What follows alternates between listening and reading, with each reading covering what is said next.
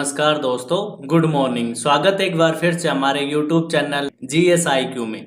दोस्तों, आज हम बात करेंगे 13 सितंबर के करंट अफेयर से रिलेटेड सभी इंपॉर्टेंट क्वेश्चन के बारे में, जो एग्जाम की दृष्टि से काफी इंपॉर्टेंट है। और हर क्वेश्चन से रिलेटेड फैक्ट भी हम डिस्कस करेंगे और अंत में आपसे क्वेश्चन पूछा जाएगा जिसका आंसर आपको कमेंट बॉक्स में लिखना है। तो अब बात करते हैं आज के करंट अफेयर्स के बारे में। फर्स्ट क्वेश्चन, हाल ही में हरियाणा के नए लोकायुक्त कौन बने? तो अभी हाल ही में रिटायर्ड न्यायाधीश हरिपाल वर्मा हरियाणा के नए लोकायुक्त बनाए गए हैं। तो हमारा आंसर हुआ ऑप्शन सी, हरिपाल वर्मा। इन्होंने साल 2014 से अप्रैल 2021 तक पंजाब और हरियाणा हाईकोर्ट में न्यायाधीश का कार्य किया। इनसे पहले हरियाणा के लोकायुक्त NK अग्रवाल थे, जिन्होंने 18 जुलाई को अपना 5 साल का कार्यकाल पूरा किया था। और अब न्यायाधीश हरिपाल वर्मा नए लोकायुक्त होंगे, जबकि IP वशिष्ठ हरियाणा के पहले लोकायुक्त थे। यहाँ हमने जिक्र किया है हरियाणा का, तो हरियाणा राज्य की स्थापना 1 नवंबर 1966 को की गई थी। इसकी राजधानी है चंडीगढ़ और प्रेजेंट टाइम पर हरियाणा के मुख्यमंत्री हैं मनोहर लाल खट्टर और राज्यपाल हैं बंडूरा दत्तात्रेय। तो इस क्वेश्चन से इतनी जानकारी। अब नेक्स्ट क्वेश्चन, हाल ही में जम्मू कश्मीर केंद्र शासित प्रदेश का पहला कला और संस्कृति केंद्र कहाँ खोला गया? तो यह खोला गया है श्रीनगर में। तो हमारा आंसर हुआ ऑप्शन डी, श्रीनगर। अब इस केंद्र के खुलने से प्रदेश में कला और संस्कृति का प्रचार हो सकेगा। और प्रेजेंट टाइम पर हमारे केंद्रीय कला और संस्कृति मंत्री हैं जी किशन रेड्डी।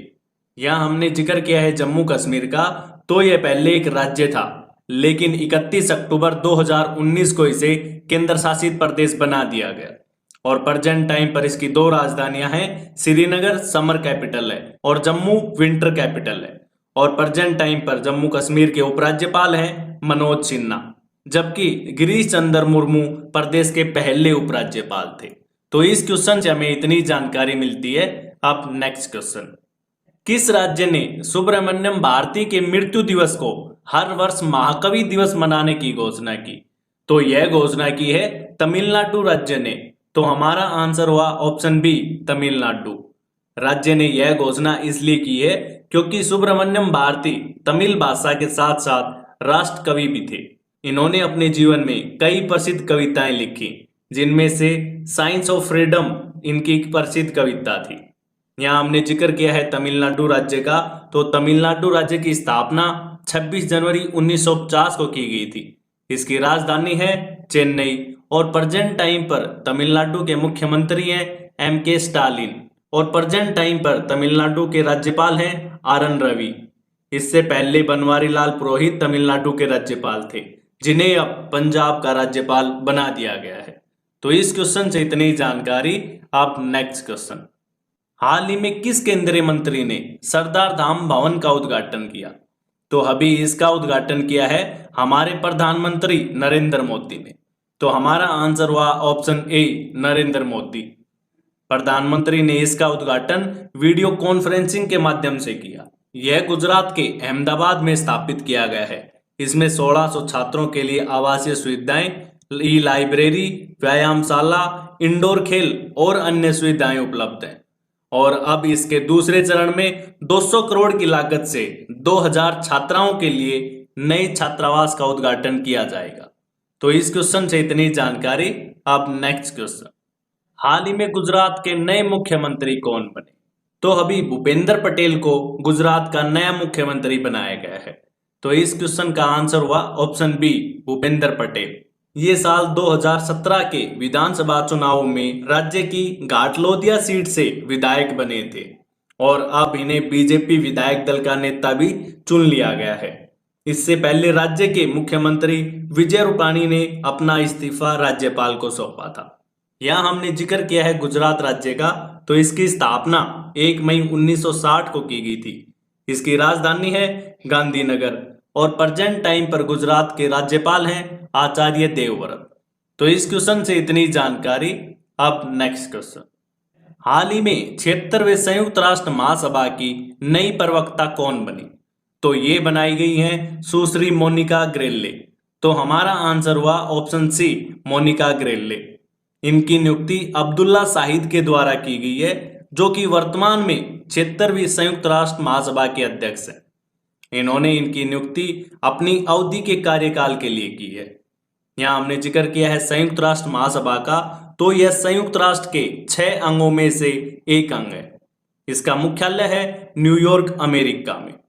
तो आप हमें बताएं कि 75वें संयुक्त राष्ट्र महासभा के अध्यक्ष कौन थे। अब नेक्स्ट क्वेश्चन, हाल ही में किस राज्य ने मिलेट मिशन का शुभारंभ किया।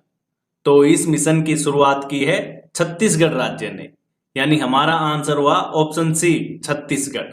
दोस्तों, मिलेट मिशन के अंतर्गत कोदो, कुटकी और रागी की फसल लेने वाले किसानों को 9,000 रुपए प्रति एकड़ दिए जाएंगे, जबकि धान की बजाय कोदो, कुटकी और रागी की फसल लेने वाले किसानों को 10,000 रुपए प्रति एकड़ सरकार की तरफ से दिए जाएंगे।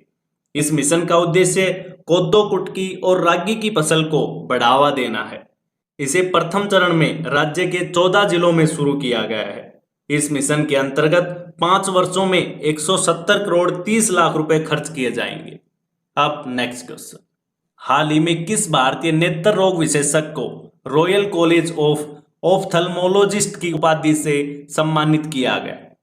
तो अभी हाल ही में संतोष जी होनावर को रॉयल कॉलेज ऑफ ऑफ्थल्मोलॉजिस्ट की मानद उपाधि से सम्मानित किया गया है।